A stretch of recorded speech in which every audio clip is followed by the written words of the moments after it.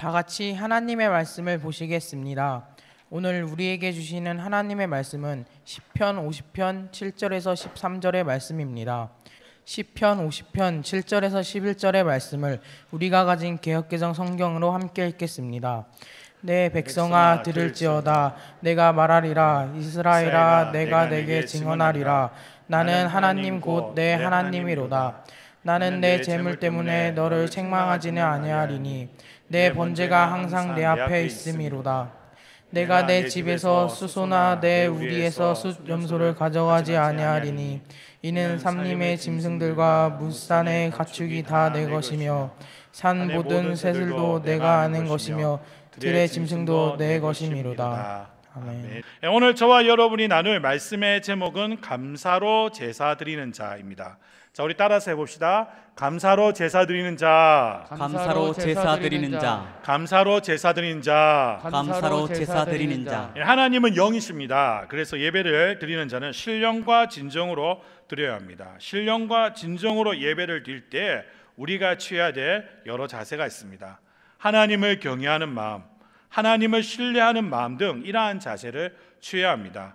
하나님을 기쁘시게 하는 여러 가지 자세 중에 오늘 이 시간에는 특별히 감사의 마음에 대해서 다뤄보려고 합니다. 오늘 말씀을 통해 감사로 제사드리는 저와 여러분이 되기를 간절하게 소원합니다. 아멘. 따라서 합시다. 하나님이 원하시는 것, 하나님이 원하시는 것, 하나님이 원하시는 것, 하나님이 원하시는 것. 우리 8절 말씀 우리 같이 읽어보겠습니다.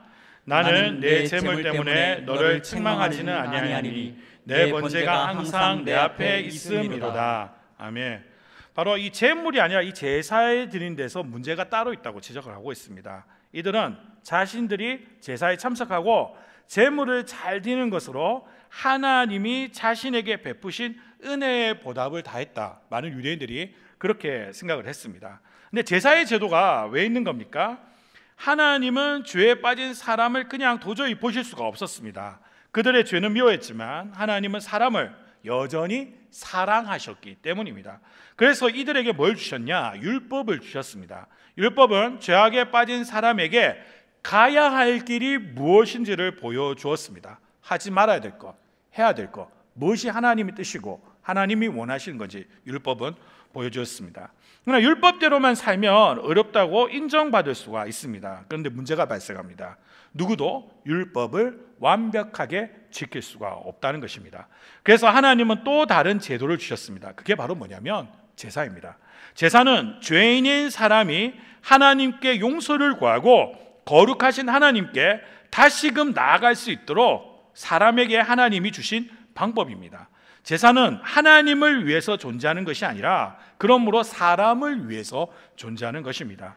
그런데 사람들이 착각 속에 빠졌습니다. 이만큼 했으면 된 거 아니야? 재물이 조금 부족했나 보다. 조금 더 드리면 되겠지. 이 정도 사역했으면 되는 거 아니야?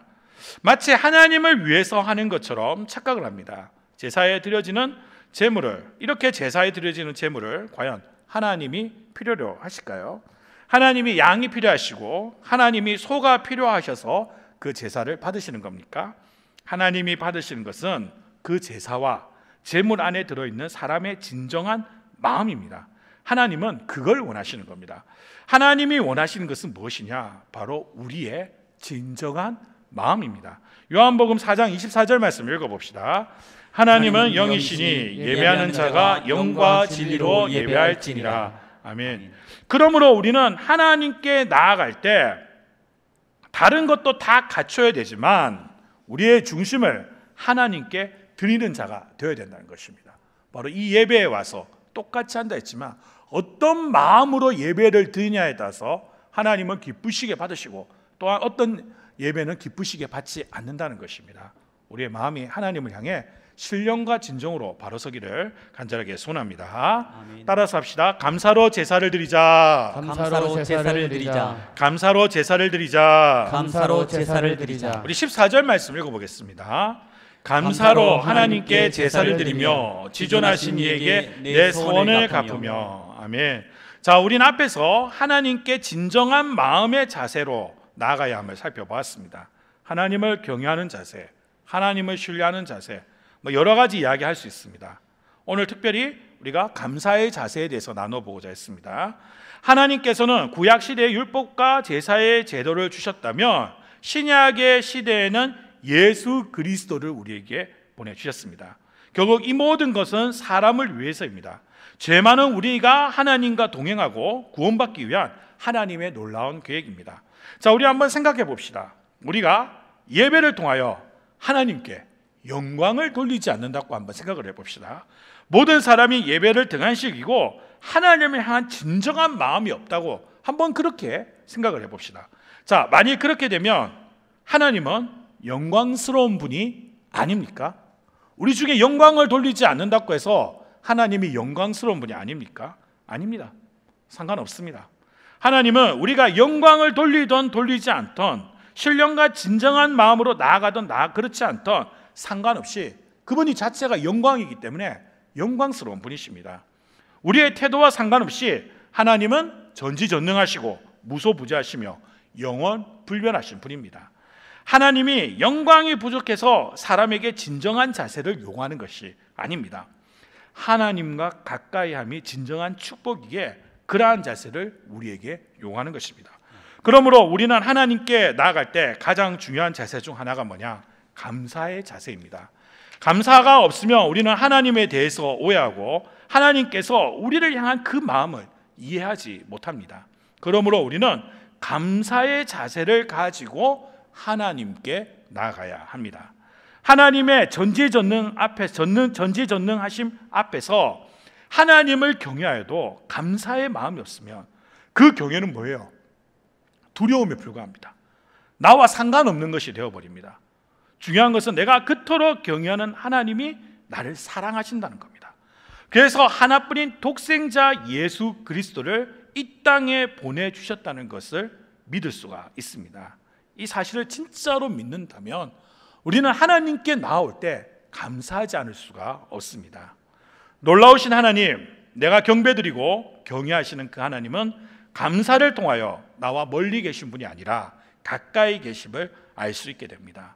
나를 사랑하심을 더욱 느끼게 됩니다. 그러한 과정을 통해 하나님을 더욱 신뢰하게 됩니다. 그러므로 성도라면 감사해야 합니다. 감사하고 또 감사해야 됩니다. 범사에 감사해야 됩니다. 감사의 마음을 가지고 주님의 전에 나와야 합니다. 칼 아이들먼 목사님의 은혜가 더 크다라는 책이 있습니다. 거기에 관련된 감사의 내용을 제가 읽어드리도록 하겠습니다. 마커스는 자신의 묘비 세울 비용을 지원해달라고 교회에 도움을 청했다. 우리 교회에서는 많은 자선 후원 신청을 받고 있지만 묘비를 세우고 거기에 글을 새길 수 있도록 도와달라는 요청은 이례적인 것이었다. 그냥 수락할 수도 있었지만 나는 우선 좀 더 알아보고 싶었다. 누군가가 자신의 묘비를 세우기 위해 도움을 요청하는 것은 자주 있는 일이 아니기 때문이다. 어떤 글을 새기고 싶어 하는지 알면 그 사람에 관해 좀 더 알 수 있을 거라고 생각했다. 나는 곧 답을 얻었다. 그가 자기 묘비에 새기기 원했던 글은 바로 이것이었다. 내가 감사하지 못했던 날들에 대해 나를 용서해 주십시오. 갑자기 많은 질문이 떠올랐다. 그는 무엇 때문에 죽어가고 있을까? 남은 시간이 얼마나 될까? 왜 그런 간청을 유언으로 남기고 싶어하는 걸까? 그리고 감사하지 않는 것이 정말 죄일까? 나는 자신의 묘비 세울 비용을 지원해달라고 교회에 도움을 청했던 마커스를 만났다. 마커스는 어느 날 아침에 일어나 보니 황달에 걸려 있었다. 젊을 때부터 술고래였던 그는 간경변일 거라고 짐작했다. 검사를 받기 위해 병원에 갔다가 1시간도 안 되어 췌장암 진단을 받았다. 그는 살 날이 며칠밖에 남지 않았다는 말을 들었다. 그는 화학치료를 받고 암 진행을 늦춰서 의사가 예측한 것보다는 더 많은 시간을 갖게 되었다. 나는 마커스에게 그런 힘든 상황에서 감사할 것이 있는지 물었다. 그는 이렇게 대답했다. 그것은 처음에 천천히 시작되었어요.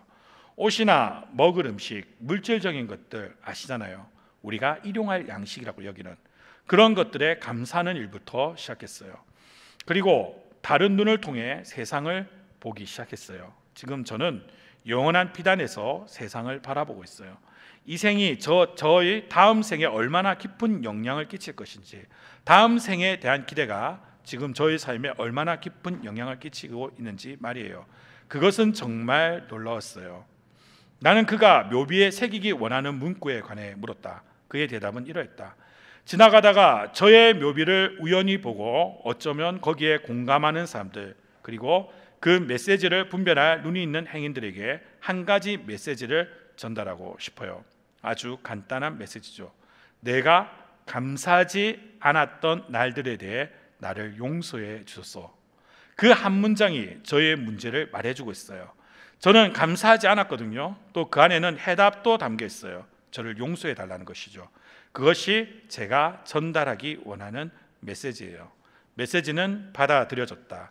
하나님, 우리가 감사하지 않는 날들을 용서하소서.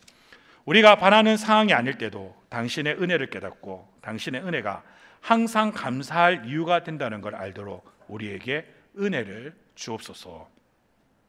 우리가 하나님 앞에 항상 감사와 함께 나와야 될 줄 믿습니다. 우리가 드리는 이 예배 역시 감사의 예배가 되어야 될 줄 믿습니다. 감사의 마음이 없는 모든 신앙생활은 잘못된 겁니다. 우리는 감사할 수 있어야 됩니다. 매일같이 삶을 주님을 향한 감사로 채우시기 바랍니다. 그러면 누가 행복한 줄 아십니까? 감사를 받으시는 하나님일까요? 아닙니다. 물론 하나님도 우리의 감사로 인하여 기뻐하고 즐거워합니다. 그러나 하나님보다 더 행복한 자들이 있습니다.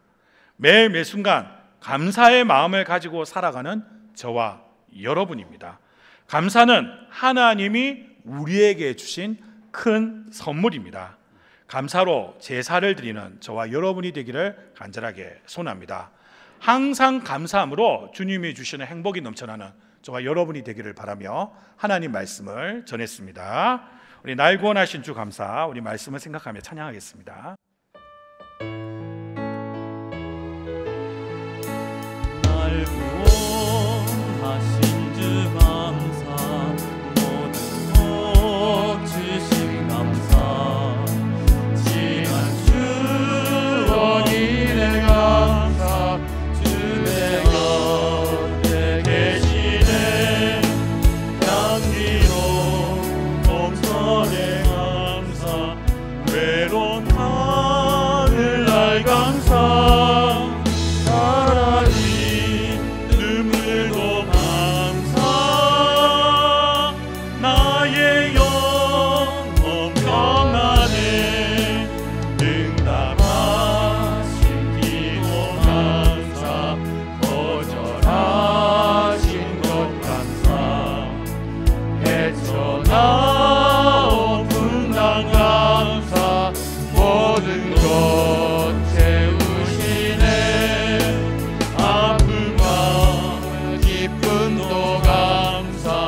절망 승리로 감사, 증량고